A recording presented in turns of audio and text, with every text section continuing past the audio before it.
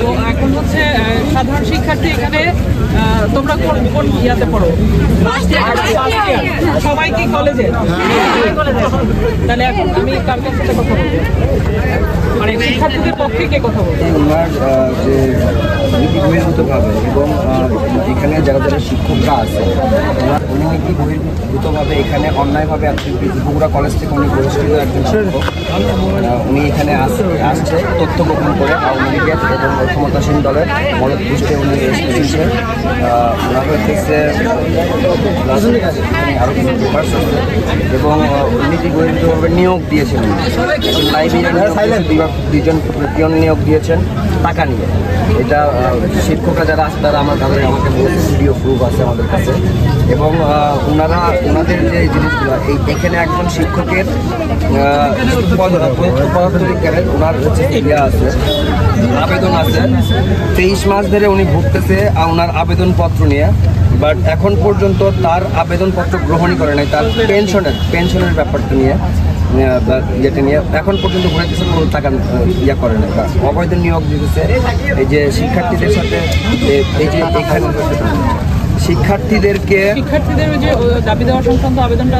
শিক্ষার্থীদেরকে জঙ্গলি বলা হয়েছে, শিবির বলা হয়েছে, জামাত বলে আখ্যায়িত করা হয়েছে। তাদেরকে পুলিশ দ্বারা হাত করা পর্যন্ত লাগানো হয়েছে।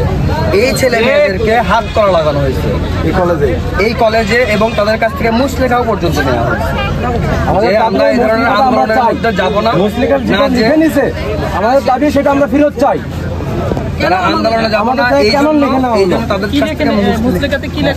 আমাদের পরিচয় ব্লাইন্ড পেজে, আমাদের পরিচয় লিখে নিছে ব্লাইন্ড পেজে।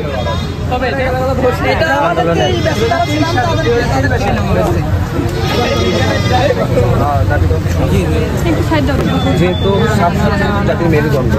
জাতির মেরুদণ্ড এমন কোনো ব্যক্তির কাছে না থাকে, সম্মানিত জায়গার দায়িত্ব এখন এই ধরনের অন্যায়কারী মানুষের সাথে না থাকুক যে এই ধরনের অন্যায় করে। আমরা তার ইমিডিয়েট অ্যাকশন, গত 6 দিন যাবত এই ছেলে মেয়েরা এখানে আন্দোলন করতেছে, ইমিডিয়েট অ্যাকশন হিসেবে আপনি যেহেতু হচ্ছে মানে তোমরা যে অভিযোগগুলো দিলাম এই অভিযোগগুলো আমি কি একটু তদন্ত করার জন্য তদন্তের জন্য আমি দয়া করে আপনারা যদি শিক্ষকরা এখানে আসেন, যেহেতু আপনারা এখানে ছিলেন, তার সাথে চাকরি করেছেন, স্যার আপনিও যদি আসেন, আপনারা শিক্ষকরা আপনারা আপনাদের জিনিসগুলো প্রমাণ করবেন।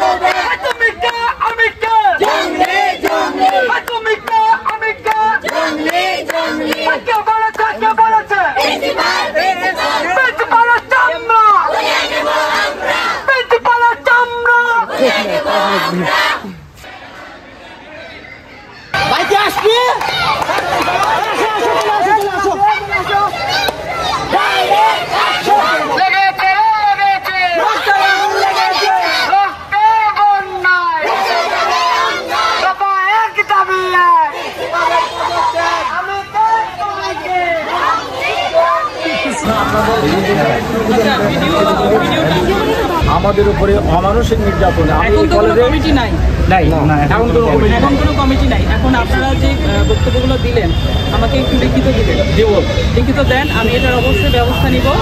আর এখন তাহলে আপাতত যে প্রিন্সিপাল এখানে আসবে না, হ্যাঁ আপাতত প্রিন্সিপাল আসবে না।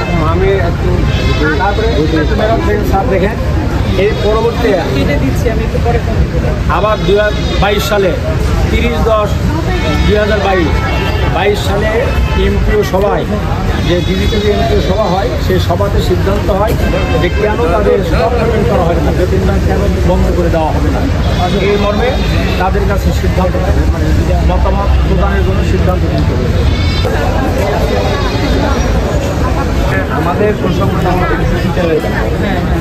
আমাদের প্রসঙ্গটা হইতেছে আমার এই ছোট ছোট ছেলে মেয়েদের জঙ্গি বলা হলো, আরও দিচ্ছি আপনাকে একবারে দিয়ে আমি এখন তাদেরকে হাত করা লাগানো হলো, তাদেরকে মুচলেখা নেওয়া হলো। এই জন্য আমাদের যে দাবি তাকে সাময়িকভাবে এই মুহূর্তে বরখাস্ত করা হোক এবং 24 ঘন্টার মধ্যে তাকে পূর্ণাঙ্গভাবে বহিষ্কার করা হোক।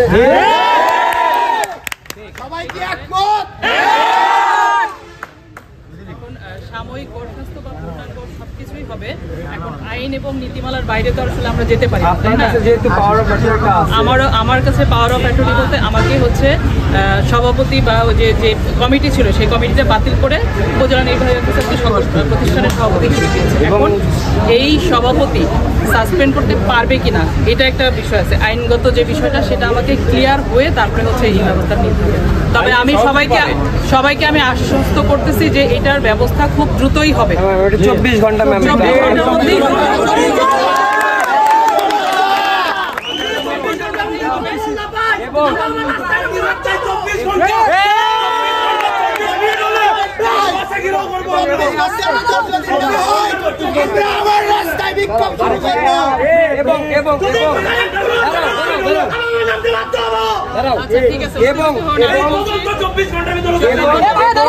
এবং তদন্ত সাপেক্ষে প্রিন্সিপালের উপযুক্ত শাস্তি এবং শাস্তি চাই। কেন তাদেরকে জঙ্গলি বলা হলো, জামাত শিবির বলা হলো,